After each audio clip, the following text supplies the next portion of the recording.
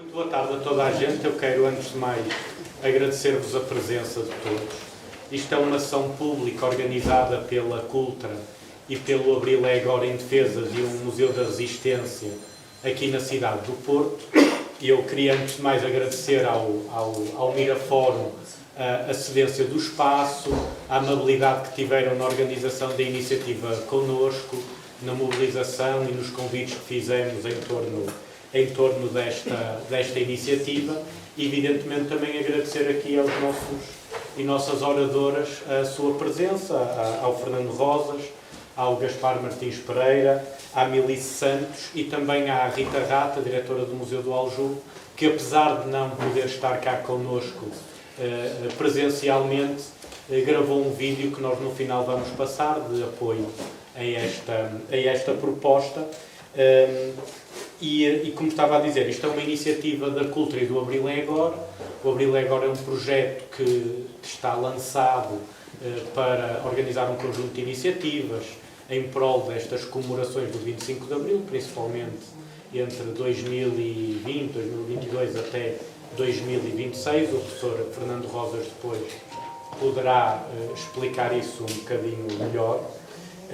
Eu talvez para introduzir o tema, e já passo aqui aos nossos vários oradores, falar um bocadinho da arqueologia desta reivindicação.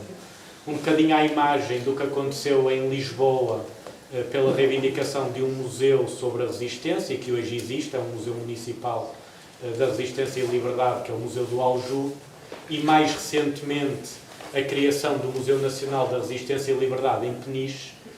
Entendemos nós que estamos aqui na mesa, mas também um conjunto de pessoas que têm vindo a trabalhar esse tema, que faz todo o sentido que a cidade e a região do Porto tenham também um equipamento que garanta que não se perdem essas memórias coletivas das várias resistências e que a cidade do Porto e a sua história é também feita dessa história, dessas resistências. Já existia um conjunto de projetos na Assembleia da República em defesa do museu. Em 2019 foi aprovada uma resolução justamente pela criação desse Museu da Resistência e da Liberdade cá no Porto. Agora, muito recentemente, voltaram a ser apresentados projetos no Parlamento para recuperar o tema e voltar a recomendar que a criação do museu seja feita. E há também um conjunto de organizações, de associações que, não só na cidade do Porto, mas um pouco por todo o país, têm vindo a trabalhar isto e que nós também tivemos a oportunidade de as convidar para poderem estar aqui na plateia connosco, desde o movimento Não Apaguem a Memória até a URAP, etc. Portanto, organizações de ex-presos políticos, de resistentes, de ativistas contra o esquecimento. A ideia deste espaço, deste equipamento, é, acima de tudo, a capacidade de voltarmos a poder falar da importância da liberdade, da resistência à censura, à ditadura, à proibição da organização política, etc., etc. Temas esses que, na verdade, não nos são muito estranhos nos dias de hoje.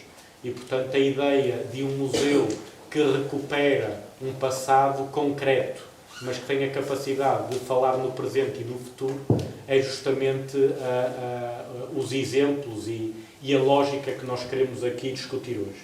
E há, com certeza, muitas histórias que nos podem rememorar esse papel dos antifascistas, de todos os democratas que se uniram contra o fascismo, desde do episódio da greve dos pescadores às várias lutas estudantis na cidade do Porto, a organização vária do movimento operário um pouco por toda a região, os vários 1º de maio e a repressão que aconteceu em vários 1º de maio, principalmente nos anos já muito próximos do 25 de Abril de 74, evidentemente a memória de todos aqueles e aquelas que não só passaram pela antiga sede da PIB-DGS ali na Rua do Heroísmo, como alguns deles morreram mesmo lá. Evidentemente também a história de todas as organizações políticas que fizeram um pouco daquilo que é a história do antifascismo aqui na cidade. E, portanto, sem mais demoras, eu passava a palavra ao Fernando Rosas, agradecendo mais uma vez a sua presença cá hoje.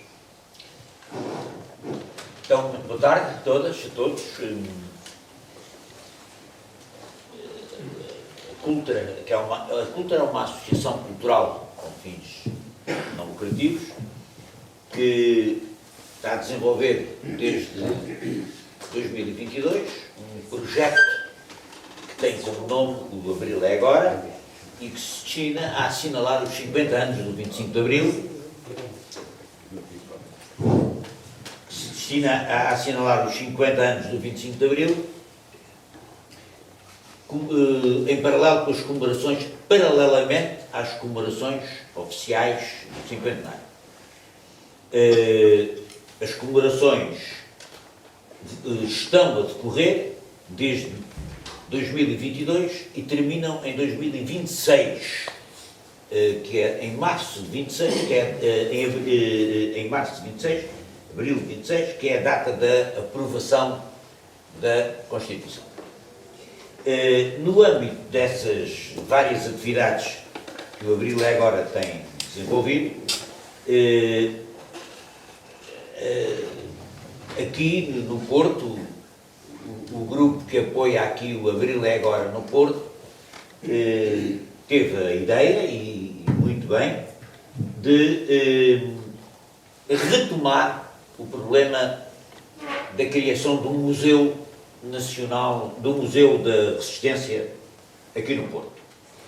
Eu queria dizer-vos brevemente uma pequena... perceber como é que isto se desenvolveu no tempo.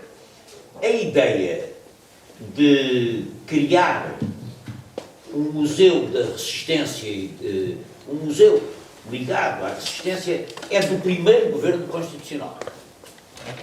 O primeiro Governo Constitucional aprova um decreto, lei, que cria um Museu da República e da Resistência, ou seja, ainda está muito marcado pela ideia republicana, muito inspirada no presidente da primeira comissão do Livro Negro, que era o Dr. José Magalhães Godinho, o Museu da República e da Resistência, cria o museu e cria a comissão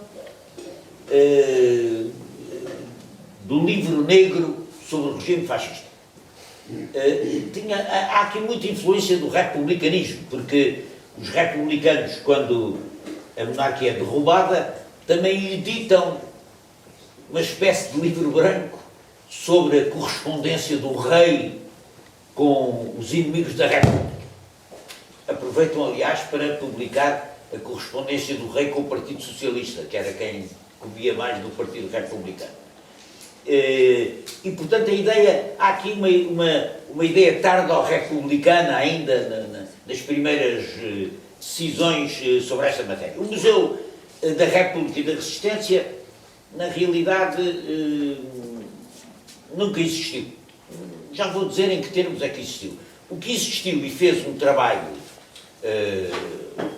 interessante foi a Comissão do Livro Negro. A Comissão do Livro Negro tinha o privilégio de ter, nessa altura, agora já não, acesso exclusivo aos arquivos da PIDE e ao arquivo do Salazar, e editou uma série de volumes que estão publicados. Hoje não são fáceis de encontrar, mas existem nas bibliotecas nacionais, na Biblioteca Nacional e nas bibliotecas municipais, em várias, uma série de livros sobre vários aspectos do regime fascista. Os sindicatos, os estudantes, a censura, enfim, são um conjunto de, sobretudo, a estatística dos presos políticos ao longo de todo esse tempo.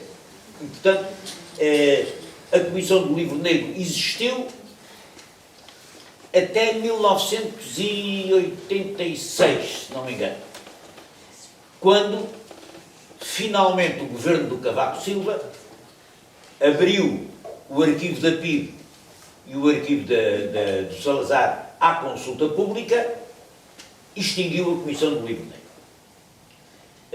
Decisão errada, porque só uma Comissão do Livro Negro, ou seja, só uma Comissão do Estado, é que pode editar aqueles volumes de materiais, porque as editoras comerciais dificilmente se interessam por esse tipo de edições. E, portanto, descontinuou as edições de materiais que existiam sobre a história do regime e sobre a vida do regime. De qualquer maneira, nessa altura, 85, 86, a Câmara Municipal de Lisboa, que era presidida pelo Dr. João Soares, criou uma biblioteca-museu da República e da Resistência. E essa biblioteca funcionou em Lisboa, no antigo bairro do Grandela, ali ao pé de Benfica, e depois mudou-se para a Avenida das Forças Armadas. Era uma biblioteca-museu que funcionava como arquivo de material, com uma boa biblioteca sobre a resistência, mas não era um museu. Ou seja, a ideia do museu, pura e simplesmente, não. Entre 1976 e o princípio do século XXI, a ideia do museu desapareceu. Havia a Comissão do Livro Negro, foi extinta em 86 ou 87, e havia a Biblioteca Museu República e Resistência na Câmara Municipal. Funcionou bem, aliás, funcionou com muita atividade, blocos, etc., mas não havia um museu da Resistência, não havia, nem da República, nem da Resistência.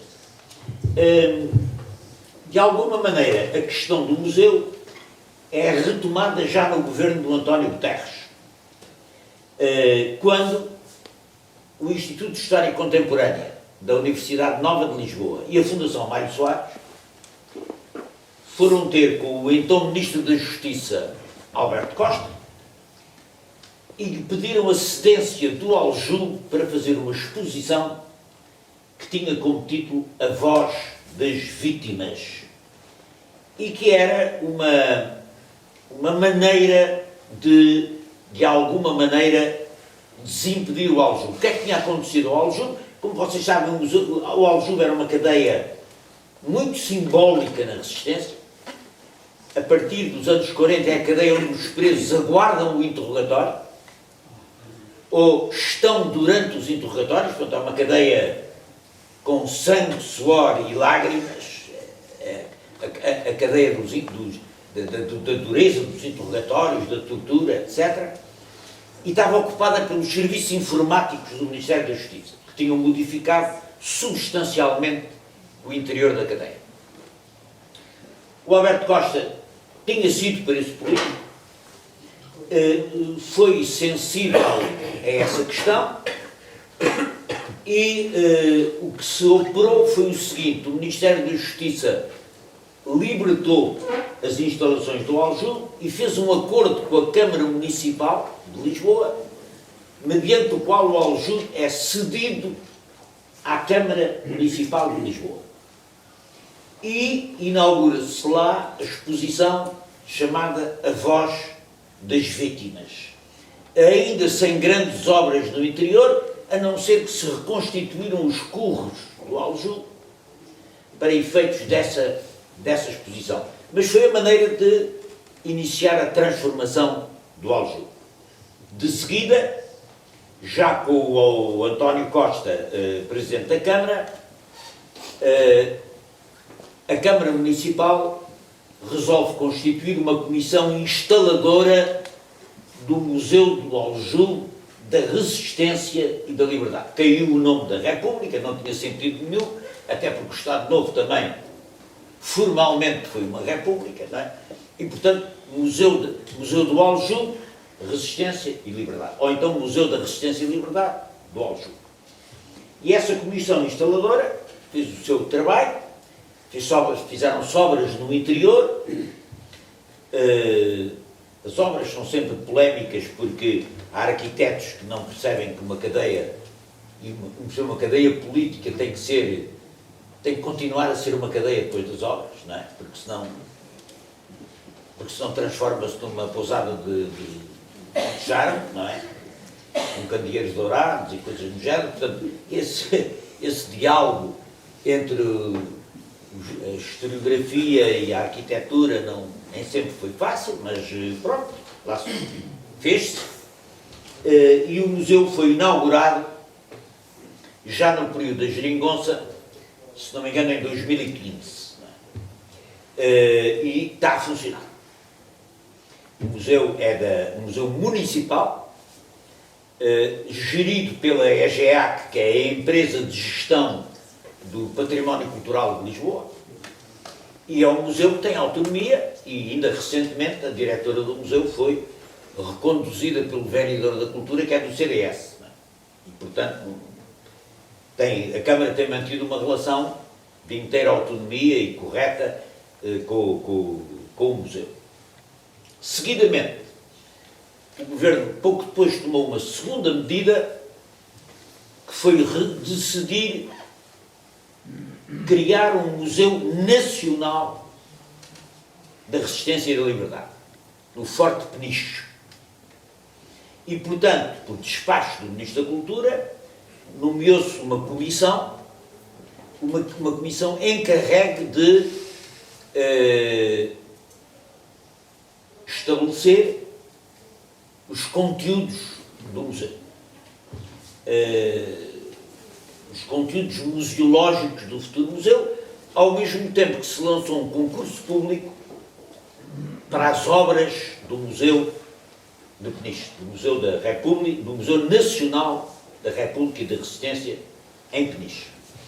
Houve um primeiro simulacro de inauguração em 2019, mas muito parcial, no fundo um arremedo mais para que outra coisa, mas que se inaugurou aquele grande painel com o nome dos presos que está à entrada da Fortaleza, fez-se uma pequena exposição, o parlatório também foi arranjado para efeitos de exposição, mas a inauguração foi a seguir às obras exteriores, ou seja, telhados, muros e muralha, porque a muralha do forte estava, sobretudo a que estava voltada para o mar, estava a cair, estava em ruína.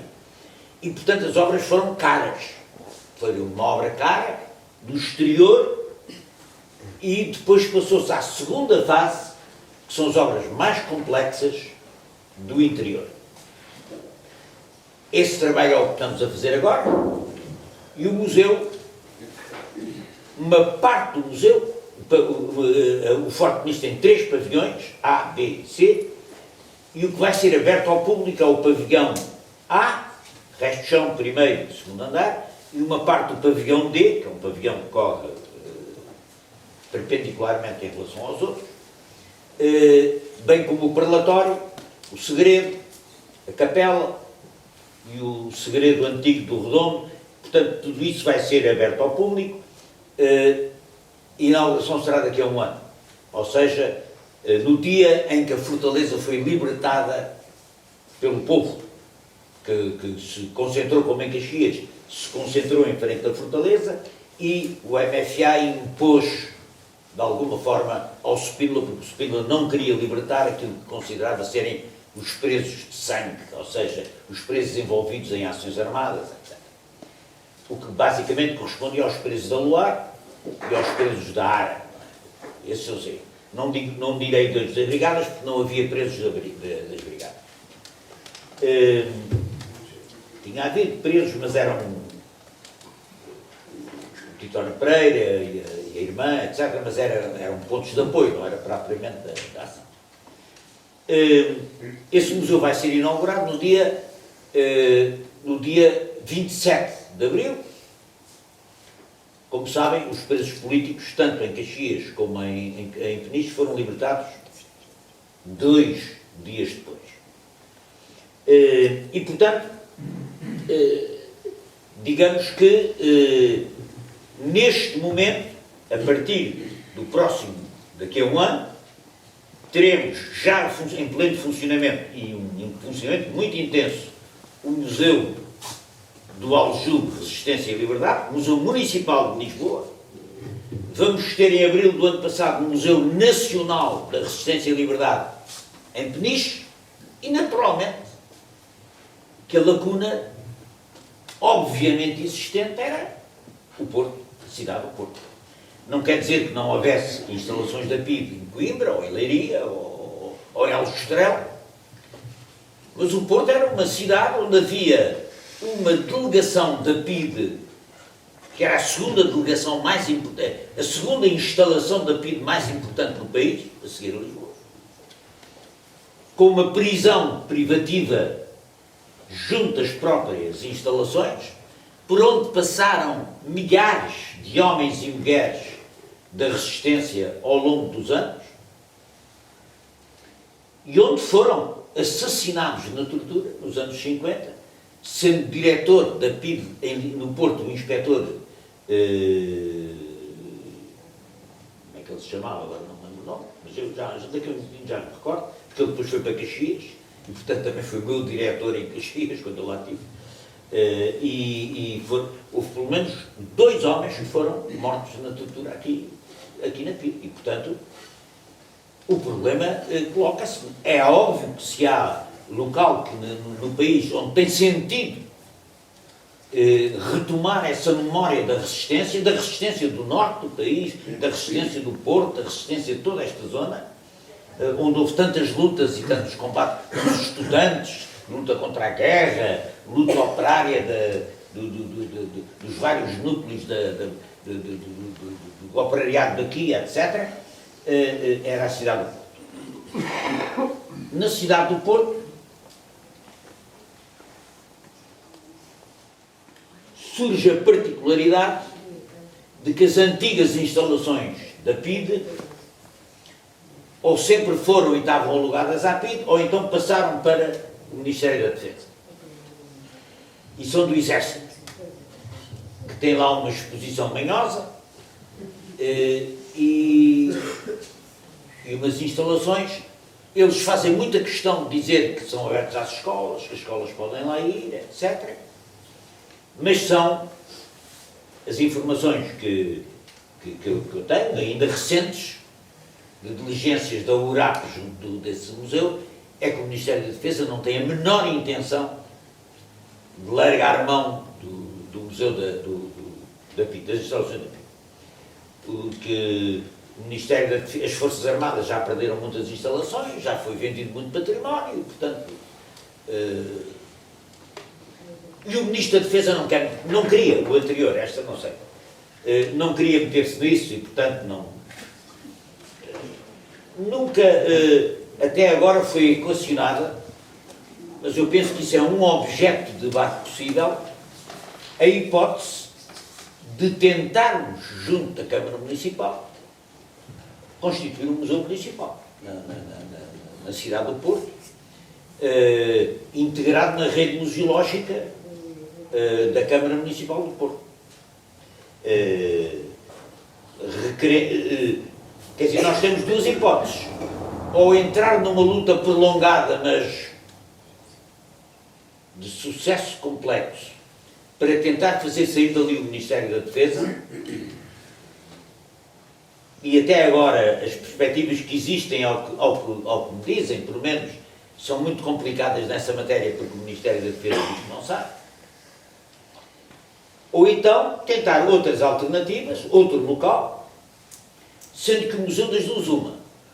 Ou é um Museu Nacional, e já há um, não é provável que haja outro, em Peniche, ou é um Museu Municipal, porque o museu tem que, para subsistir, tem que ter uma tutela ou municipal, de qualquer maneira pública, não é? Porque o museu tem que estar aberto todos os dias, o museu tem que ter pessoal, o museu tem que ter atividade, o museu tem que ter financiamento, o museu tem que poder recrutar, nem que seja 1, 2, 3 técnicos que saibam alguma coisa de museologia e de arquivos e de história contemporânea, já agora. E, portanto, o museu tem que ter um respaldo ou do Estado central, mas isso eu não estou nada a ver, já há um Museu Nacional, não vai haver 2 sobre o mesmo tema, ou municipal, que tem mais sentido porque é um museu, seria um museu do Porto, do distrito do Porto, da região do Porto, da cidade do Porto, e talvez essa via fosse possivelmente sensível para o atual Presidente da Câmara. De qualquer maneira, acho que como cidadãos comumente interessados em que haja aqui um Museu da Resistência e da Liberdade, há decisões que vocês, cidadãos do Porto, vão ter que, entre as várias associações e cidadãos que se preocupam com isto, há que tomar um caminho, não é? Quer dizer, saber para onde é que vamos atacar. Ou uma agarrar de frente com o Ministério da Defesa, ou então tentar uma diligência cidadã junto da Câmara Municipal, para ver o que é que pode daí resultar. Até porque, ao que me dizem também, há várias possibilidades de instalações municipais que poderiam ser cedidas para o efeito de instalação do Museu Municipal da Resistência e da Liberdade. Este é o problema que se põe, e eu acho que no cinquentenário do 25 de Abril é a altura de o colocar outra vez. É a melhor altura de o colocar. É uma data redonda, celebram 50 anos da democracia, é a altura de retomar o problema numa cidade onde faz todo o sentido haver esse museu, mas onde há as dificuldades que eu acabo de referir. E, portanto, eu acho que o nosso debate em torno desta questão, este e outros que se possam fazer, deviam chamar todos os interessados, associações culturais, como esta onde nós estamos, e cuja cedência de instalações aproveito, aliás, para agradecer, os movimentos de ex-presos políticos, a URAP, não apaguem a memória, outros movimentos de cidadãos à volta destas iniciativas, mas eu acho que é a altura de arrancar outra vez com o problema, não é? Porque isto arrasta-se há vários anos, o Ministério da Defesa disse que não saíam dali, não sai dali, ainda há pouco tempo disseram a mesma coisa, há uma delegação da URAP que lá foi, e portanto, existimos por aí, pessoalmente a mim, não sei, mas vocês é que podem avaliar a situação. Parece-me duvidoso que por aí vamos esperar anos, ou então tenta-se fazer uma démarche cidadã, plural, juntando as várias correntes da resistência e hoje representadas na vida cívica, e se tenta junto da Câmara Municipal, formalmente, criar um museu no âmbito municipal. Ou então, poderá haver outras alternativas que eu não estou a pensar e que possam existir. Mas o que eu quero dizer é que é a altura de retomar o problema de uma forma plural, ampla, com a participação de todos, porque isto é um problema que interessa a todos. Foi possível juntar toda a gente para fazer o Museu Nacional de Peniche e para fazer o do Aljube, não vejo nenhuma razão para que o mesmo espírito de unidade e de concentração de esforços não se possa aplicar para fazer o Museu do Porto, tenha ele a modalidade que tiver. O que não podemos é deixar isto para as calendas gregas, não é? O que não podemos é, agora, temos que aproveitar esta oportunidade. Provavelmente tão cedo não teremos outra para relançar esta ideia. E acho que temos que agarrar com determinação. E, portanto, é isto que eu queria trazer à vossa consideração. Eu estive na Comissão Instaladora do Museu do Aljube, estou na Comissão Instaladora do Museu de Peniche, e, portanto, acho que se abrir caminho para o Museu do Porto, os cidadãos do Porto terão, juntamente com a autoridade que tutelar o museu, terão que constituir também uma comissão instaladora com gente do Porto, com resistentes do Porto, com historiadores do Porto, para se fazer o museu que a cidade exige. E, portanto, é isto que eu queria dizer. É a altura de retomar, não percam a oportunidade. Naturalmente, quer o Museu do Aljube, quer o Museu Nacional de Peniche, darão todo o apoio ao que vocês fizerem, à decisão que tomarem, à iniciativa que entenderem por boa. O que é preciso é tomar alguma, não é? Obrigado.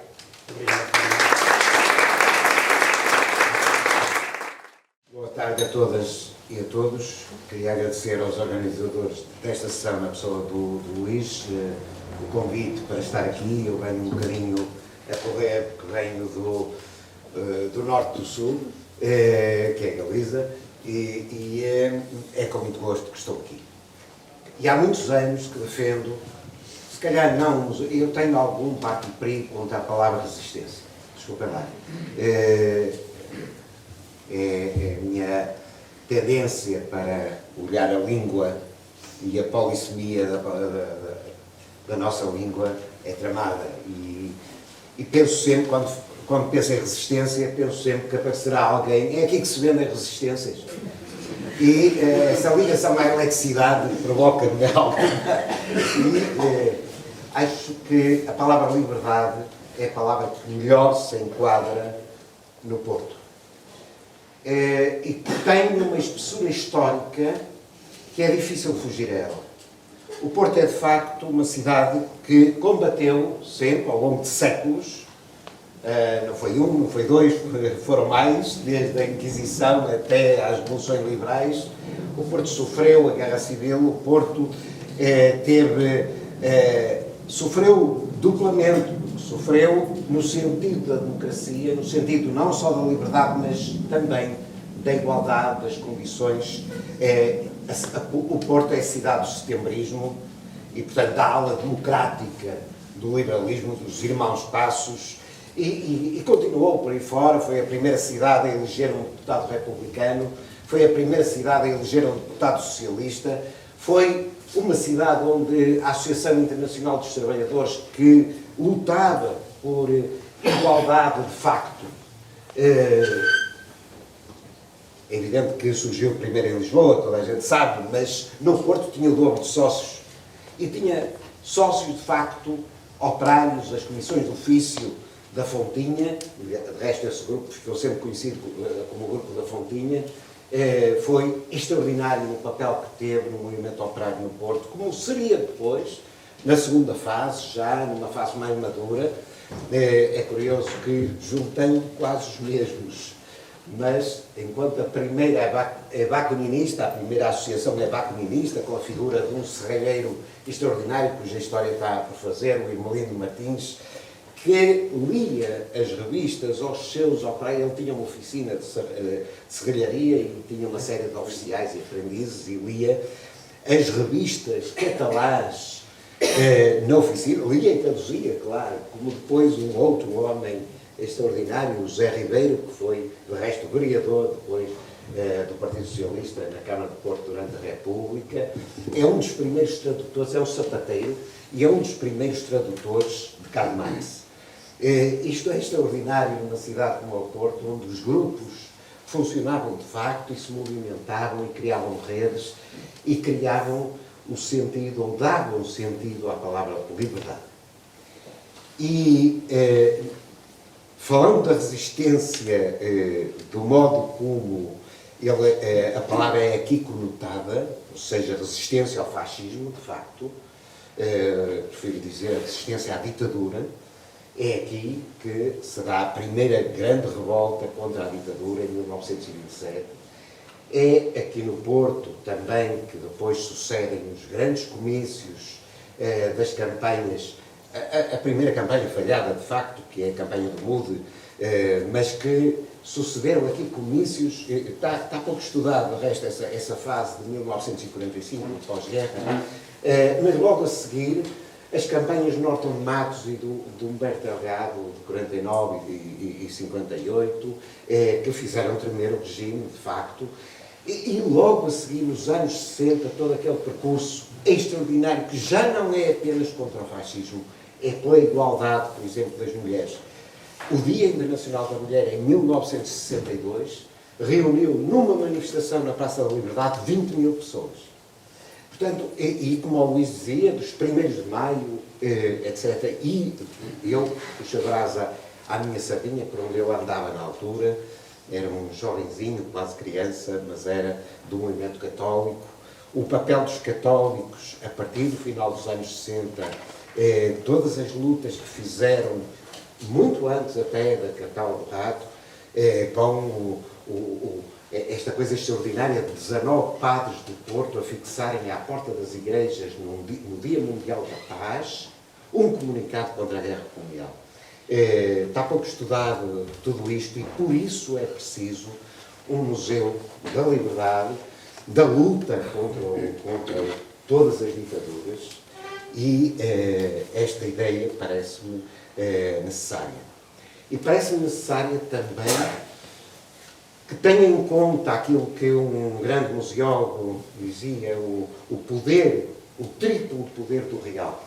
Um museu não pode ser uma coisa oxigenada, ascética. Tem que ter o poder das pessoas, o poder da memória das pessoas, da memória dos lugares e da memória dos objetos.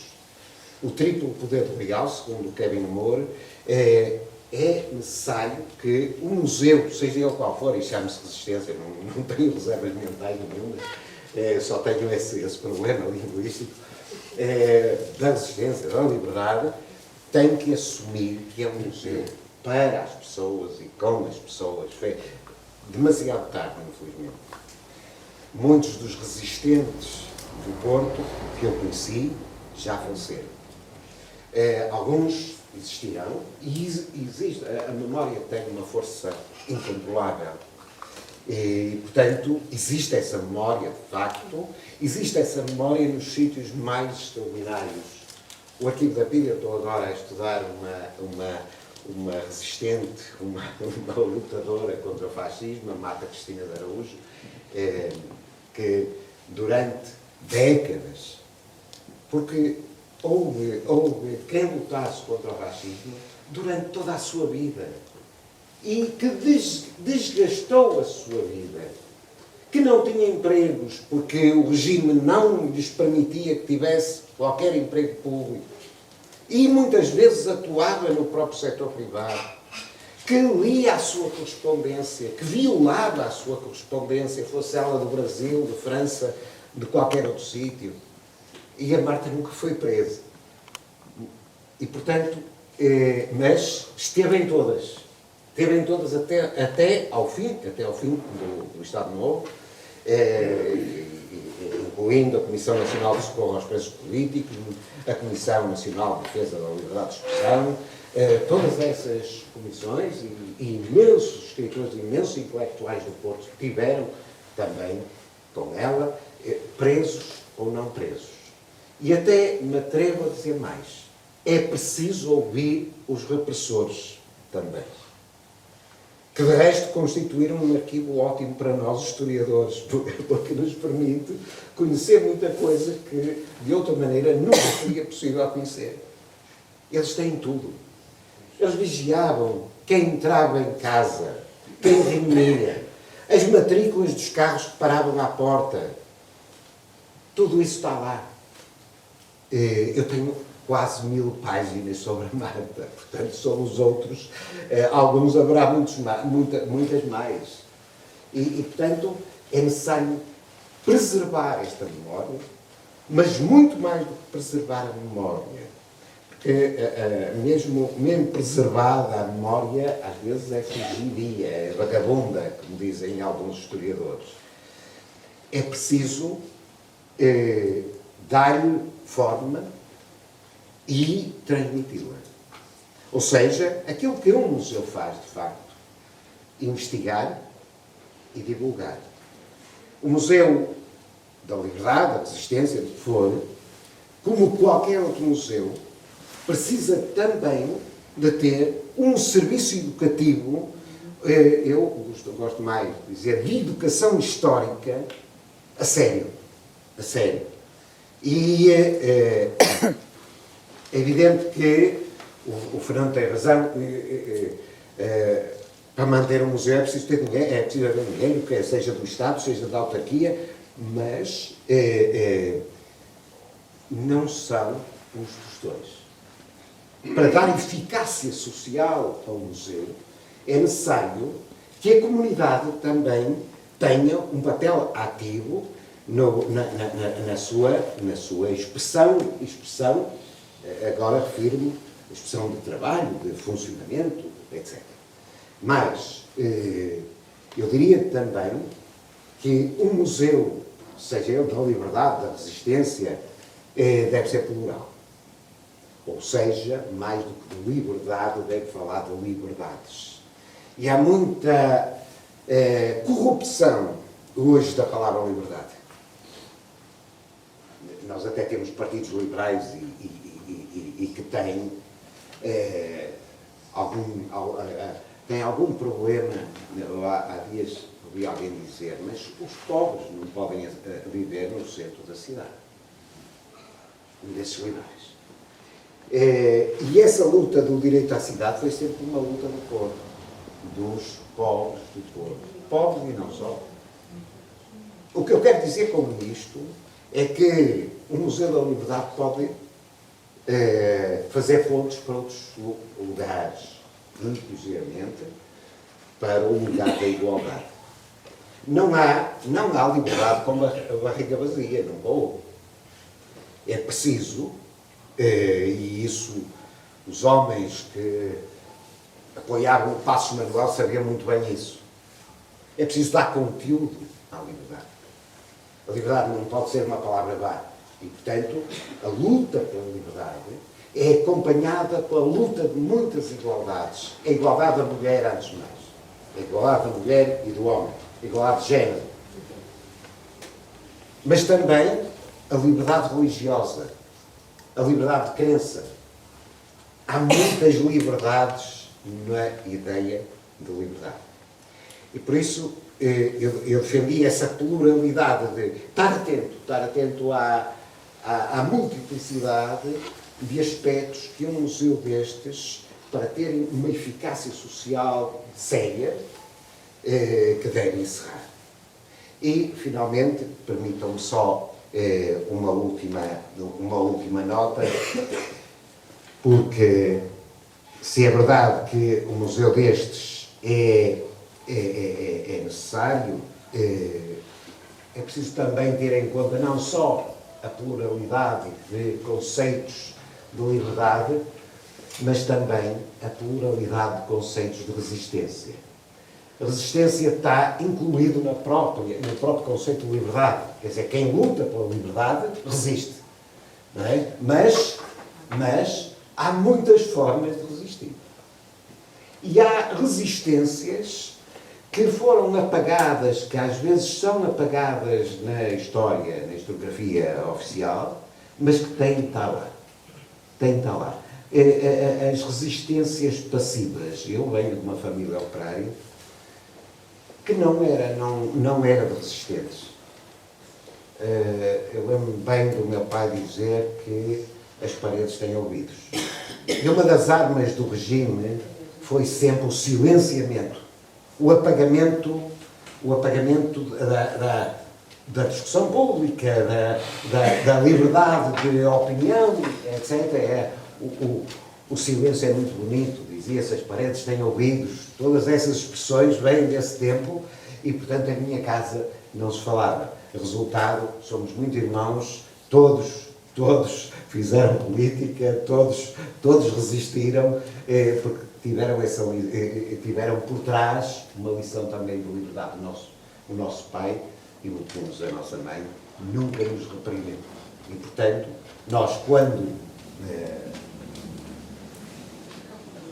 as forças deram para andar, como escreveria o Manuel da Fonseca, quando as forças deram para andar, nós descemos ao largo e abraçámos a causa da liberdade.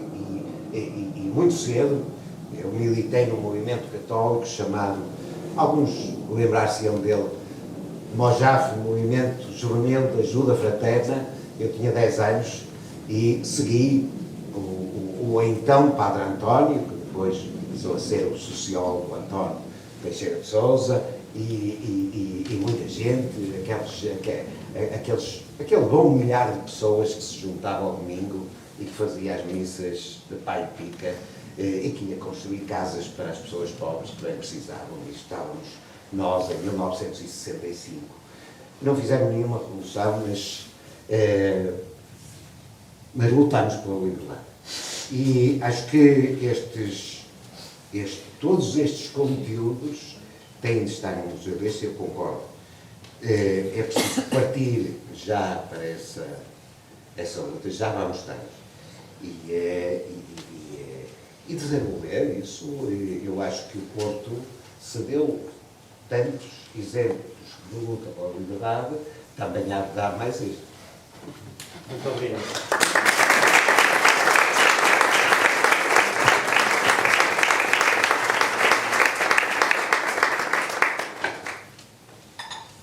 O diretor da PID do Porto chamava-se Gomes da Silva.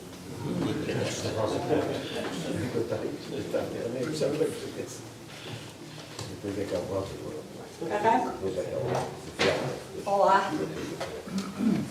Eu, quando vi no convite a forma como era apresentada, fiquei, por um lado, surpreendida e até com um certo mal-estar por aparecer como resistente antifascista, porque nunca fui torturada pela PIDE, nunca fui presa, não estive na clandestinidade, não militei em partidos, a não ser quando o Bloco de Esquerda arrancou e já eu tinha 54 anos, portanto era um percurso um pouco diferente daquele que normalmente se diz no resistente antifascista.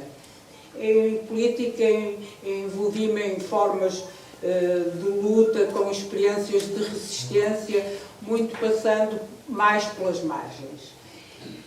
Se me é permitido falar um pouco do meu percurso de resistência antes de falar em alguns fragmentos pensados sobre o Museu da Resistência,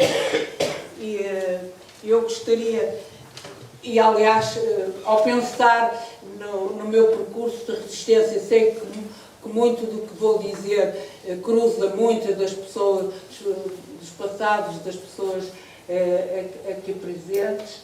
Eu gostaria de falar, começando por dizer que nasci neste país repressivo, injusto, machista, puritano, salazarente, mas nasci numa família carinhosa, uma família da oposição, como na altura se dizia, uma família não religiosa, que era atenta a nós e, portanto, a minha consciência política nasceu no dia-a-dia e de forma impregnante. E os meus primeiros passos na política foram aos 14 anos, com a campanha do Humberto Delgado.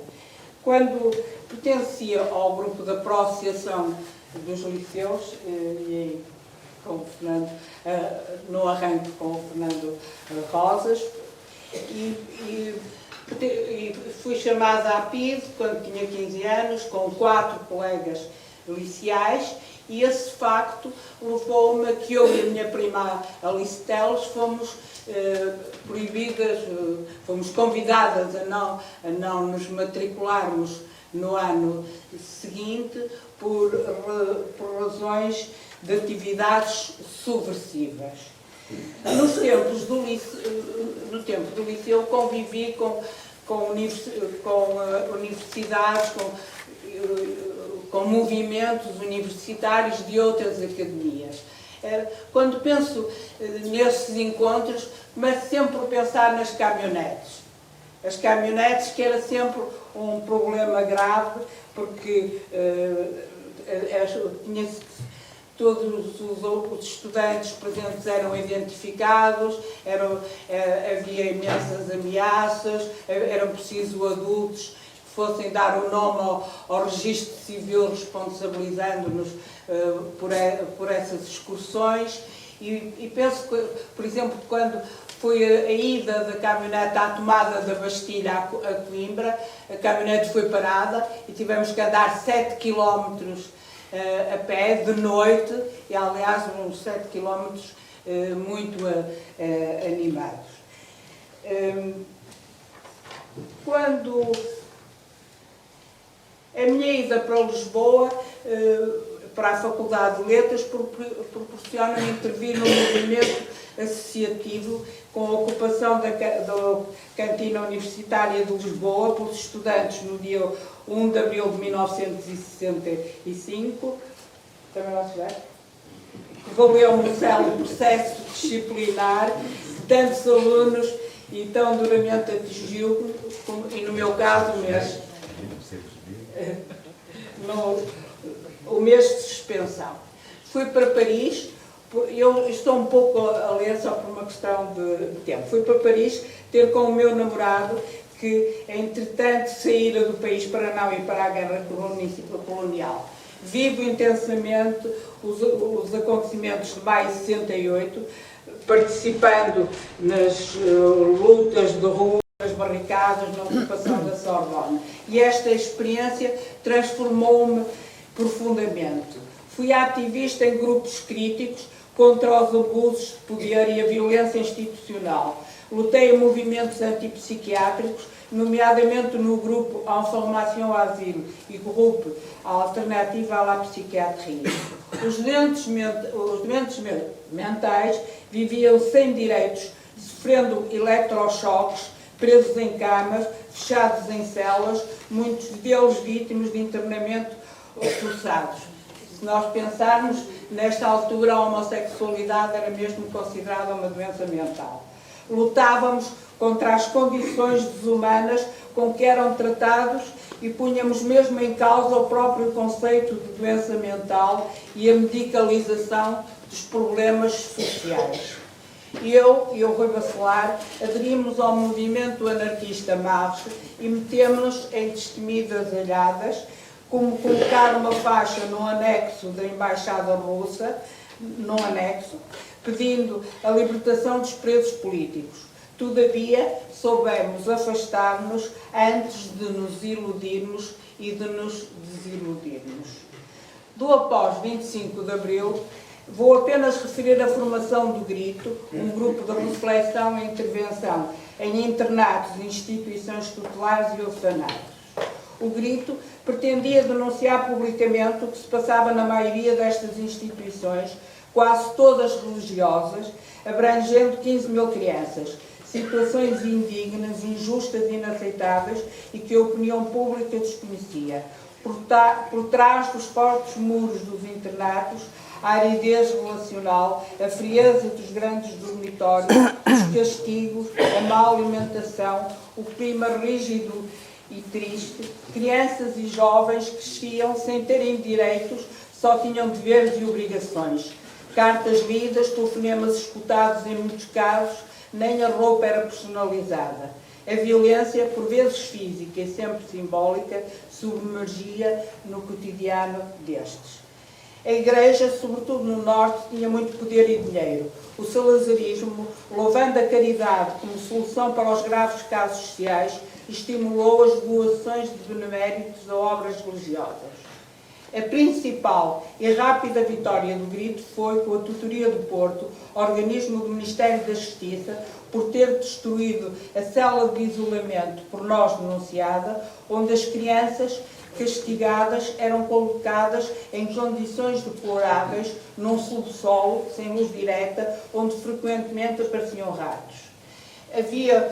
Reinava muito um ambiente de medo e mesmo pessoas com grandes responsabilidades profissionais para falarem connosco e nos dar informações, estavam sempre cheios de medo, sempre a dizerem, digo isto, mas veja lá, etc. Eu gosto muito de uma frase do Milor Fernandes que dizer: viver é desenhar sem borracha. E sim, é preciso o Museu da Resistência, como aqui já foi bem dito pelo Fernando, pelo Gaspar e pelo Luís. E todos sentimos como fundamental para preservar, para melhor compreender, investigar e apresentar e dignificar as memórias dos resistentes do nosso povo. E foi muito bem dito até agora o especial papel que este museu pode representar na cidade do povo. O Museu da Resistência porque movimenta enquanto resistência contra o esquecimento, pela reflexão que vai desbravando pelo caminho e pelo que vai polemizando, esclarecendo, complexificando, pelos caminhos mais sedimentados que vai abrindo. Perder-se também é caminho, diz a Clarice Lispector. O Museu da Resistência que seja, de certa forma, um antimuseu, que paradoxalmente não torna a resistência passiva ou homogeneizada, que se implique num processo de co-construção com pessoas significativas, com a comunidade, com os cidadãos e as cidadãs de todas as idades, e se abra a temáticas e horizontes, à produção de novos conhecimentos e reconhecimentos, que estimule interesses, participação política, que nos dê resposta e nos ponha perguntas. As resistências estão longe de acabar, não devemos correr o risco de, ao musealizar lutas, deixá-las cristalizar nas vitrines. O Museu da Resistência, porque resistência implica ideais e ideias, objetivos, valores, coragem e força, reflexão crítica, tomada de decisão, porque cria futuro. O Museu da Resistência que nos faça compreender enquanto pessoas que residiram num determinado meio político e que nos aproxima de outras pessoas que hoje são resistentes em realidades diferentes da que foi a nossa. Viver em Portugal foi também saber gerir a repressão, a perseguição, o medo, a revolta, o conformismo, a censura, os telefones sob escuta, o carro preto parado e meio escondido perto da nossa porta, uma guerra em países africanos, a cultura tacanha do respeitinho que é preciso, a desconfiança nas pessoas e a procura de estradas e atalhos para a vida. As memórias autobiográficas, entendidas como construções pessoais, são subjetivas e, com o tempo, vamos interpretando-as de diferentes maneiras, marcadas pela experiência, pelos contextos, pelos acasos da vida. Frequentemente precisamos de ressignificar as experiências que tivemos nos nossos percursos. O Museu da Resistência e da Resistência, trabalhando a perspectiva histórica, as lutas do passado, mas também as lutas da contemporaneidade pelos direitos e pela democracia, grupos minoritários e racializados, as lutas ecológicas por um mundo sustentável, lutas pela inclusão, pelos direitos LGBTQI e outras resistências locais mais circunscritas. Enfim, não só lutas identificadas e visíveis, mas também contestações do oculto social, silenciadas, lutas anónimas. O Gaspar falou um pouco disto. O Museu de Resistência, proativo e inovador, novas lutas a serem agarradas, nova coerência que dinamiza divergências e singularidades, recordações perdidas, representações sociais, testemunhos que desvendem invisibilidades, que ajudam a levantar questões contemporâneas. Entre os muitos testemunhos, têm lugar cartas escritas, caçadas, desenhos, diários escritos nas prisões. O Museu da Resistência com uma programação que trabalha a literacia política, um pensamento crítico e ativista, é importante para debater velhas e novas problemáticas, como, por exemplo, a nossa relação com o passado colonial e esclavagista, a questão entre a resistência e a resiliência, lutas violentas e modelos de desobediência civil e de resistência por desgaste, como o dos agricultores do Lar Sartre, no sul de França, em 1971. O Museu da Resistência que seja ancorado num espaço com qualidade adequado aos seus signos, como é o Museu do Louvre, como é o Museu Nacional da Resistência e Liberdade de Peniche. O Museu da Resistência que nos banhe na cultura da resistência, que nos marcou durante os tempos da ditadura, que nos acompanhou no 25 de Abril. O papel da arte na denúncia da luta, num mundo melhor, por um mundo melhor, imprimindo força e esperança no futuro. As artes visuais, a poesia escrita e cantada, os contos e romances, o teatro tão censurado.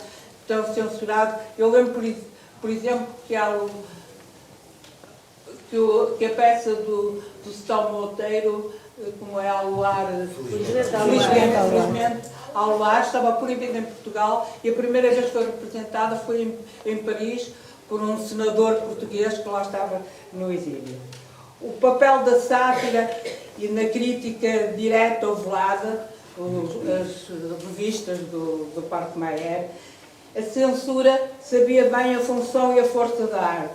A resistência foi aprofundada em estudos e ensaios, foi lida e recitada, musicalizada e cantada. E lembro algumas das belas canções de intervenção. Os coros de Lopes Graça, A Trova do Vento que Passa, poema de 1963 de Manuel Alegre na voz do Adriano Correia de Oliveira. O Zeca Afonso com Grândola, Vila Morena, A Formiga no Carreiro, Traz outro amigo também. O Zé Mário Branco, Mudam-se os ventos, mudam-se as vontades, A Queixa das Almas Censuradas, da Natália Correia, de 1957. E em 1974, Somos Livres, de Ermelinda Duarte. O Sérgio Godinho, em 1972, na canção Liberdade, canta: ai, só há liberdade a sério quando houver a paz, o pão, habitação, saúde e educação. Só há liberdade a sério quando houver liberdade de mudar e decidir, quando pertencer ao povo o que o povo produzir. Este Museu da Resistência no Porto tem já uma história de tempo de espera, de tenacidade e de empenho. Precisamos dele e temos de o conseguir. Termino, pois, escolhendo um verso desta canção Liberdade: esperar tantos anos torna tudo mais urgente.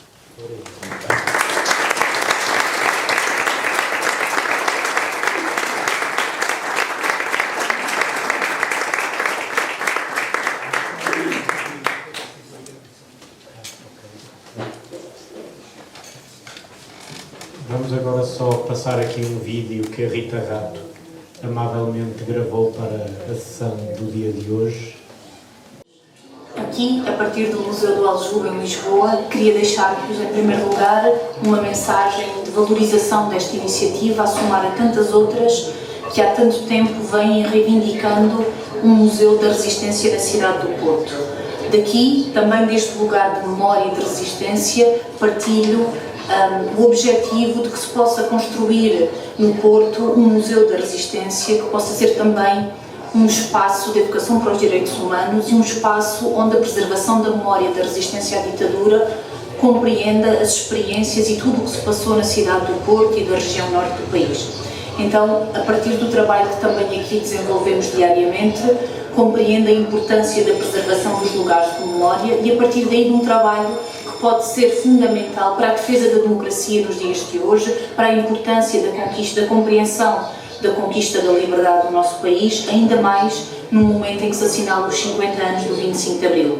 A criação e a preservação de lugares de memória é, sobretudo, um movimento de vontade daqueles que se batem pela preservação destes espaços, em primeiro lugar antigos presos políticos, mas também democratas, ativistas e muitos outros que cotidianamente se batem pela preservação da memória democrática e pela importância também da partilha da memória democrática. Por isso, daqui um abraço de muita força para que esta luta continue e para que tenha resultados em breve pela preservação desta antiga prisão política da PIDE no Porto, na Rua do Heroísmo, e a criação do Museu da Resistência.